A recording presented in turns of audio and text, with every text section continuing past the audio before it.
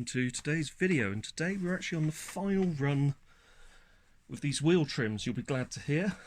So we've got our top coat on, and now we need to apply our clear coat. But before doing so, on the original wheel trims, these fake wheel nuts would have just been this colour.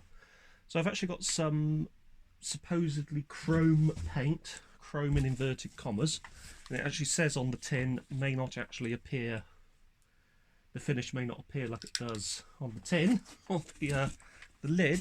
So I'm going to see if there is a way I can actually use a piece of cardboard like this and cut a hole just to spray, shielding all around, just to spray this individual nut. And the way I'm thinking of doing it is I don't need to cut 4 of them, I can just use 1. So the way I'm thinking of doing it is to scribe into this cardboard like so, and make a number of lines like this, so it makes something resembling that. And what I'm hoping is, well, first off, it's gone through to the other side, which it has. What I'm hoping is I'll be able to do this and just gently prise all of these down and out of the way, like so.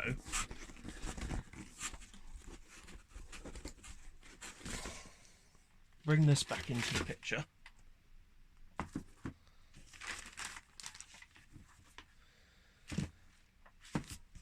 And what I'm hoping is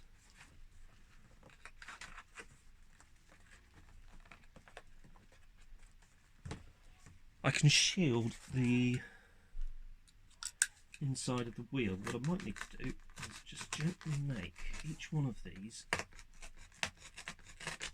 longer so that they reach all the way down.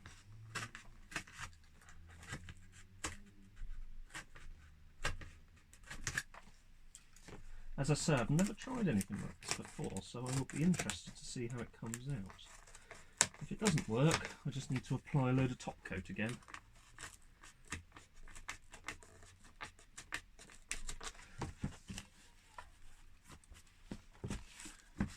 Also, I should be doing that without that in the way, because I don't want to damage the wheel itself, or the trim rather. What I might do as well, there we go, so that should allow us more movement, like so.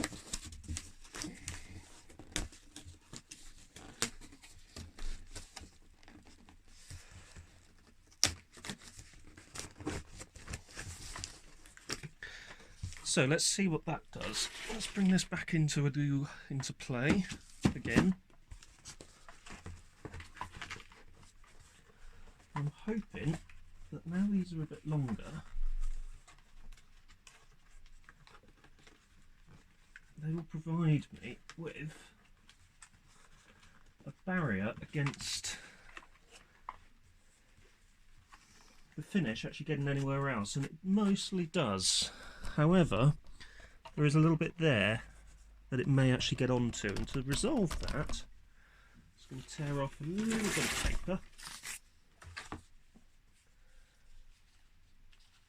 and literally just put the paper there, put this back into frame again,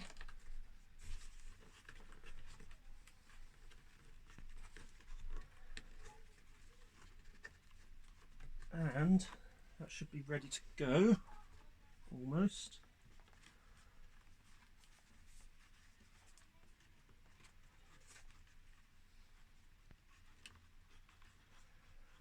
So we're going to need to focus it just on that top bit. We won't actually need to do much at all. Right, let's go and get the paint, shake it up and get ready to go. So I'm going to come in a bit closer with this one. So I've already done one of them just to test off camera to see how it came out. And I've now got this other one in play here.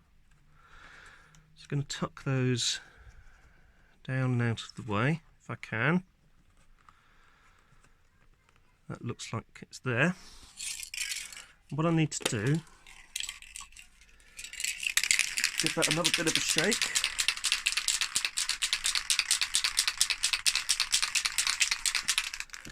But just spray like that, quite literally, bang, that's it. That's all you need. And if I take this off, there's one, there's the other, and they actually look okay. Yeah, actually not bad at all. They've definitely got more shine than the metallic silver around it, and it's basically the same scenario with the other ones. So cardboard over, press the little cut pieces into here like so, another quick shake, and off with the cap if I can, and 1, 2, well 3-ish.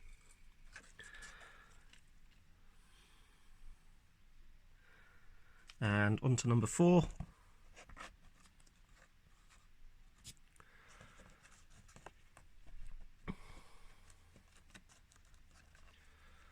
Whoops. Actually gonna put the camera back over here and hold this one down as it's not going in quite as easily around it as I would hope, so I may need to do that. Hold this down, another shake, and 1, 2. Move it, done.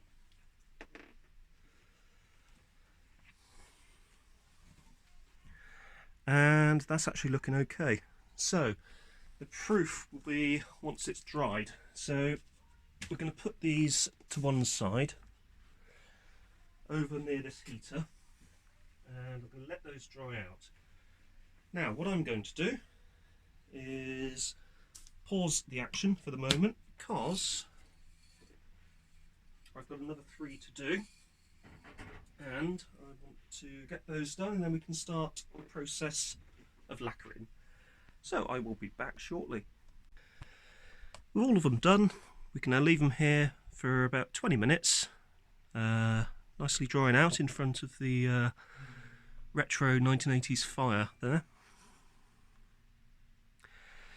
And once they've got to a point where they're a little bit drier, we can get some clear coat onto them to finish. As I say, not perfect, but they are going on to a vehicle that's used every day. If I was to spend more time on this, I probably would have taken back the top coat here with some probably 1400 or 1600 wet and dry. Applied another layer of top coat, waited it for to dry again, done the same again. Then another layer of top coat, done the same again with 1600. Another layer of top coat, final rub back with some 2000 grade. Then another layer of top coat on top. Then probably the top coat after that. But I've got to say, they're not looking too bad, and we've still got the little gel badges to go back on. For that we're going to be using some Gorilla Glue, and we'll be doing that once all of the lacquer has set and is completely dry. I won't be showing that on video because it's quite boring, it's just gluing things to things. But obviously with glue, follow the instructions. Gorilla Glue is particularly good because of the way it sets. It sets really hard actually. It actually sort of bonds to the surface which you're gluing it onto really well. It might be worth just roughing up the central part with some, I'd say 800 grade wet and dry, but do it dry, or even some 120 grade sandpaper just to get it really rough, and that will give it something to key onto. That's obviously once the lacquer has been on and has been drying for at least 24 hours. So I'm going to pause this, and when we come back we will start with applying that top coat, or clear coat. So here we are, back with the trims rather, ready to start applying that top coat. Best thing to do is to start with the trim that you did first with the chroming up, and one thing I'm going to do first off is to just apply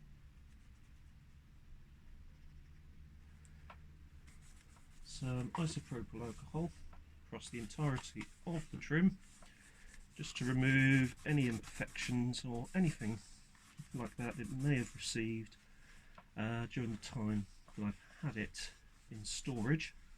Just gently drying out, just so that it's completely ready for that top coat of lacquer. Try not during this stage to get any fingerprints on it, and once that's done, there we go, just set that as so, and go and shake up the top coat.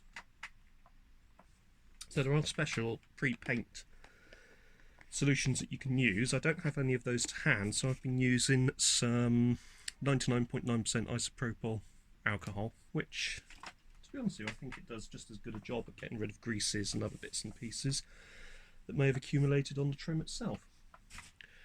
Right, let's go and fetch that lacquer, which I've had gently warming up out of sight. There we go, and we should be ready to go. Similar process again, 6 inches away, and like so. Not dwelling or sticking to one spot, just going over.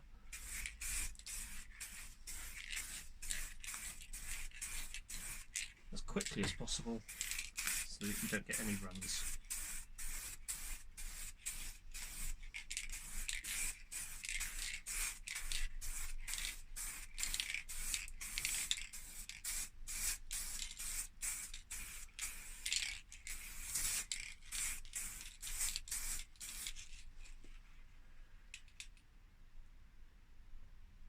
Really annoying when it happens. A little hair. Anyway, gone now.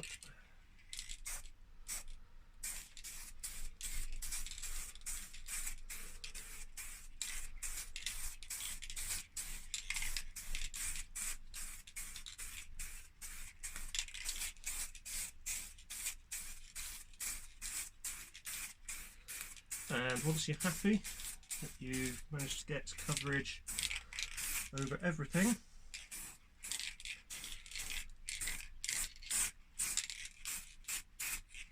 you can move on to your next one. So what we need to do is, this will now need to dry for approximately 24 hours or so. Just notice that there is a hair on there, which is really annoying when that happens. But the next thing for me to do is to actually move on to the next ones.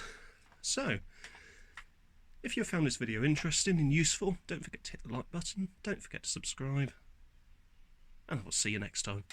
Thanks for watching. So a quick bonus video. I did say I wasn't going to show gluing the gel logos back on, but you know, I thought, why not? Ignore that bit. That was from my attempt to, as you saw earlier in the video, to obviously chrome up these nuts. Fake nuts. Hasn't really chromed them up at all, actually. There's one that I've completed there, and I've just realised I haven't put that Nissan logo on straight. That's going to do my head in.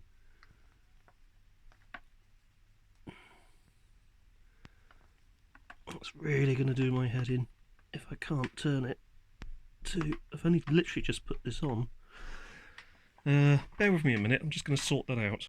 That's better, I'll be able to sleep at night now. Right, so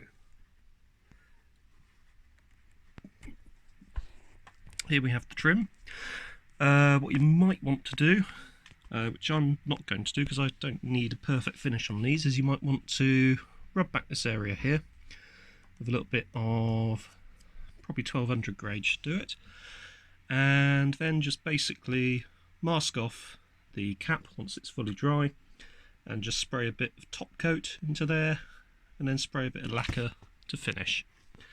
However, I'm quite happy with the overall finish as it stands. I'm not going to say that they're perfect, but for the vehicle that they're going on to, more than presentable. I don't think there is really any serious classic interest in the N16 Almera at the moment, although I'm sure there soon will be. The N15 in certain versions has become quite sought after, especially if it's a GTI, and the N14 before it, especially if it's a Pulsar GTR, very sought after. So there's our cap, and I've put the glue basically into a similar position in there as on here, so that the two can meet up together. A gentle push, and because the glue is still fairly pliant, you can still adjust it for minor adjustments, but that's done actually. There we go. Put that down to dry, out of the way, and I can move on to the next one. Anyway, that's just a quick bit at the end of the video. Don't forget to like and subscribe, and I will see you next time.